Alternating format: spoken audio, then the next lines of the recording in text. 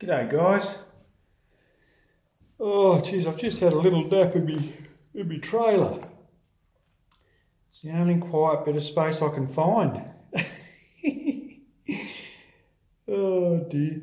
It's been a bit over a week since I put a vid up last, guys. I've been busy on the car though. Goodness me, I've been busy on the car.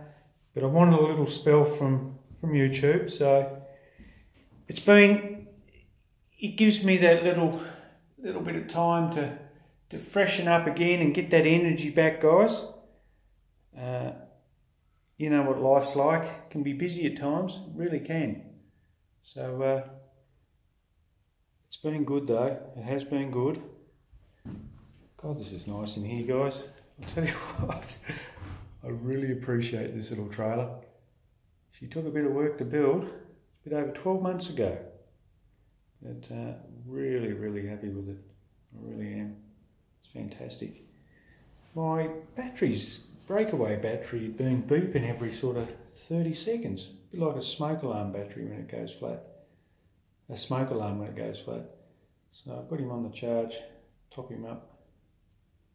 Yeah, it took me a day to find, or a couple of days to find out where the noise was coming from. And yeah, I soon got the little charge on it and had a nice little quiet nap. Oh, I enjoy it.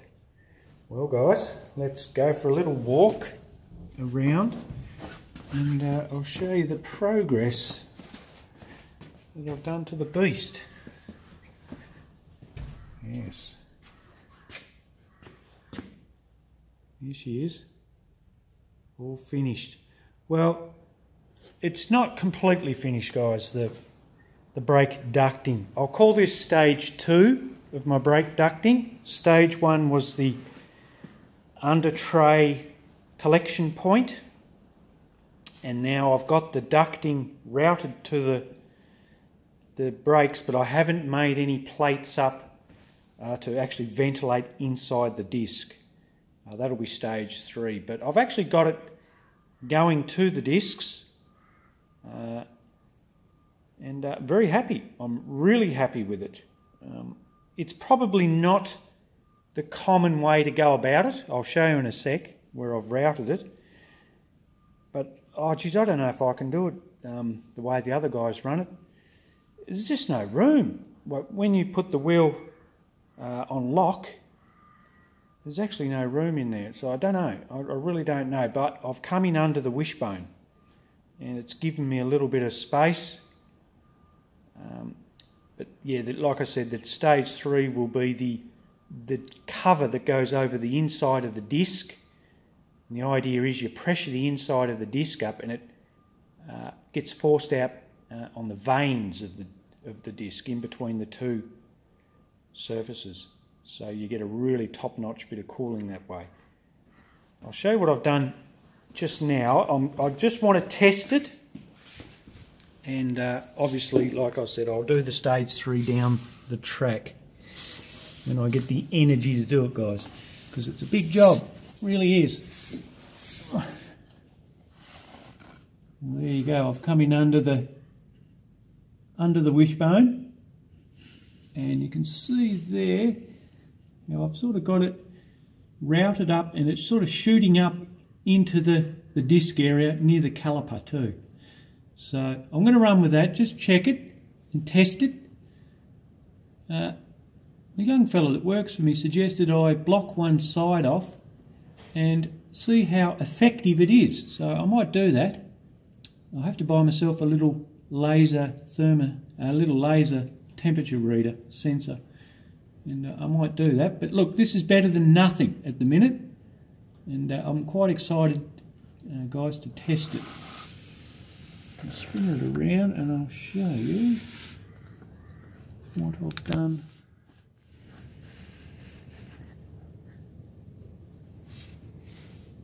Yeah, well there's my, what would you call that? Oh. Well, it's a bit of ducting for the transmission cooler, guys. So, yeah, very happy with that little setup. I'm actually going to make another one. Here we go, this is my turbo. This is the oil that comes back from the turbo and runs through the cooler here. So I'm actually going to do a very similar design for this one as well. And I've got plans, guys, to run. I'm going to make up some little intakes because I've got a little bit of that ducting, 3-inch ducting left over, and I'm going to vent my rear drums. So I'll show you that too in the coming weeks when I attempt on that little one.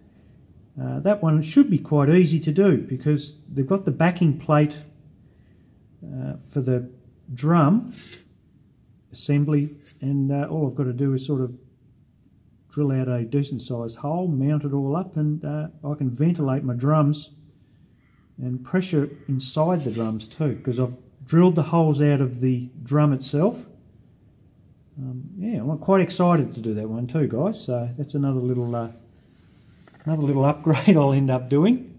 So I've tested it all. I've had the car running a few times with the transmission lines and everything, and I'm really happy with it, folks. I really am. I haven't quite finished off securing the lines in the cab, but I've done it everywhere else. I've rerouted my scavenge lines that come, well, I'll show you now.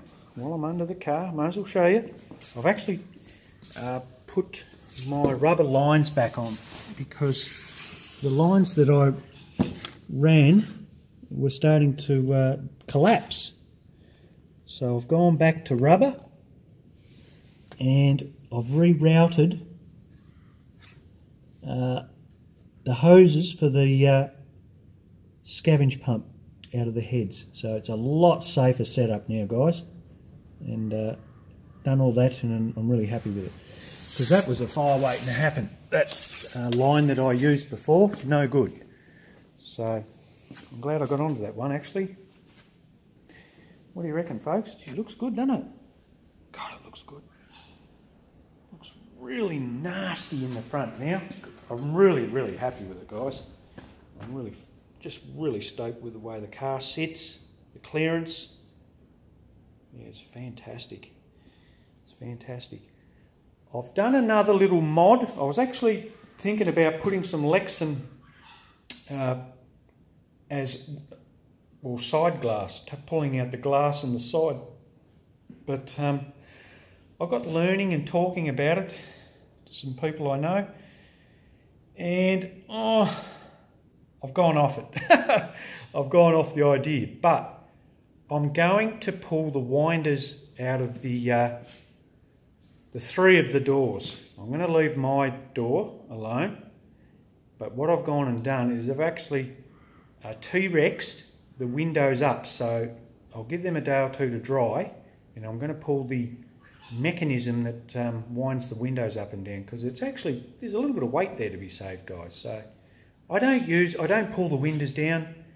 I feel that if you don't need it on the car, get rid of it. So I think that'll save a few kilo there, pulling the 3 mechanisms out, and I'll weigh them up and see how much difference. I'm tipping 7 or 8 kilo for the 3 of them.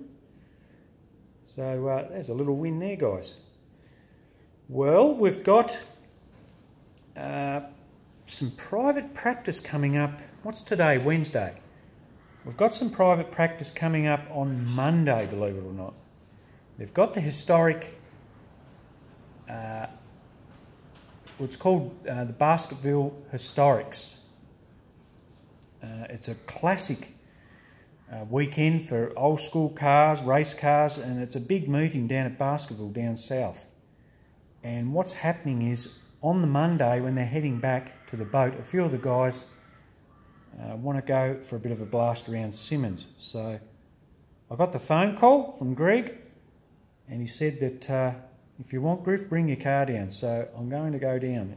It's looking like the weather's going to be alright, and I want to play around with boost. I'm not chasing lap times down there, guys, on that day. We're going to focus on the boost. I want to go back up in boost. I'm running 7 pound at the minute, so I sort of want to double that again, get back up around sort of 14 or 15. And I want to play around with timing a little bit. 14 pound is around 20 degrees.